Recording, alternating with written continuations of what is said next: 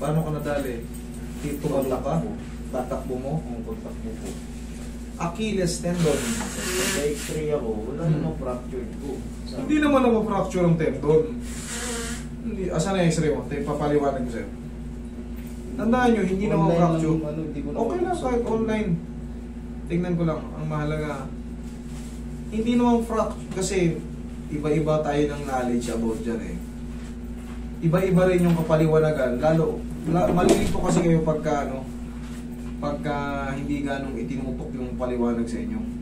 Kumbaga pag hindi tinagalog or pagka Pero, para sabihin ko sa inyo, yung Achilles tendon, yung akalang puto na yan, na matigas dyan, Achilles tendon ang tawag dyan, hindi po yan kailanman mako-fracture. Mara-rupture, pero hindi mako-fracture, magkaiba yung Ako rupture. na-screenshot yung isa yung sa mismong X-ray talaga. Pero yun yung ano nila.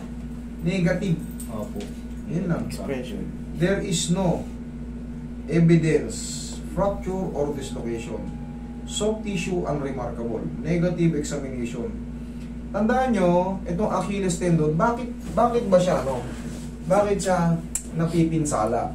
Bakit siya napipinsala? Sobrang talon. Yan, dyan muna, sobrang talon. Tapos, itong calcaneal bone natin, or calcaneal natin, yung tungkol na itong calcaneus, umuusog yan. Ngayon, siyempre kakatalon, umuusog ng konti yan. Ito naman, yung kumakapit dyan, yung tinatawag nating Achilles tendon, pag puwersa mo ngayon, kasi na-hyperextend na siya ng konti, hindi natin pinapansin, pag in-game kasi tayo, parang hindi tayo nasasaktan eh. Pero pagtapos ng laro, sakit. Ito, namamagado. Yan o.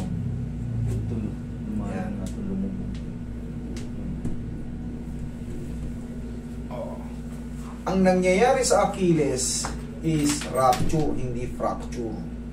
Ngayon, sabihin na natin nag-negative ka sa x-ray. Of course, syempre mag-negative ka dyan. Ang kailangan dito is MRI. MRI ang sagot dito para mabasa siya. Kasi ang x-ray, ang babasahin niya is bone structure. Hindi mga ligaments, tendons. Ito part to ng tendon. Tendon ang tawag dito. Achilles tendonitis ang tawag naman dito sa mga stress na tendons. Yung Achilles tendonitis. Pero sir, gagaling din to. Ang kailangan mo lang dito is massage-massagein mo lang to, tapos ipahinga. Pero syempre, checking ko to, itong calcaneal, kung bakit siya na-stress. Kasi yan ang kapitan yan eh. Okay? Higa ka dyan. Tapos magpahinga ka lang muna sa laro. Higa ka. Kasi magagaya ka kay Kobe. Hindi naman namatay ha. I mean, napuputol talaga yan. Napuputol yan, literal. Puputol yan. Pero, hindi yan naputol, sir.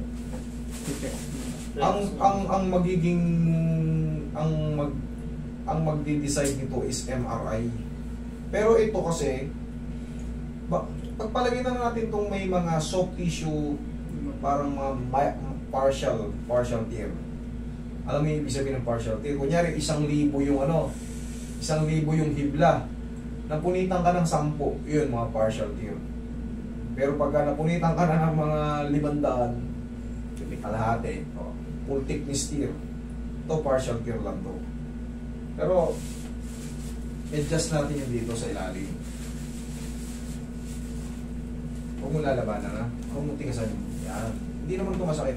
Kailangan lang ito mag-posisyon para mawala yung stress ito. Sapa. Yan. Hindi yan mapuputol.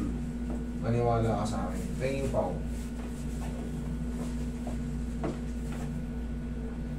Tapos mayat maya.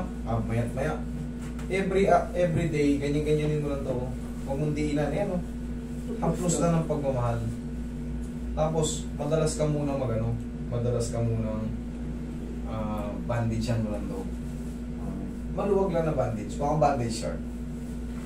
Para makikita ng mga kalaro mo, injury si kapatid ha. 1 linggo, maximum 2 weeks. Nasa court ka na ulit. Pahinga lang to.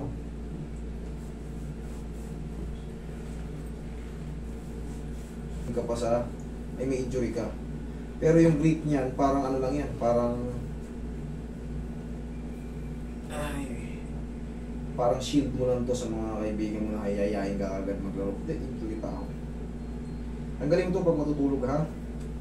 Pag naglakad-lakad din lang, hindi Huwag mo yun. kailangan mayroon din. Oo. Pansinin mo, tignan mo ngayon. Tignan mo. Observa mo ngayon.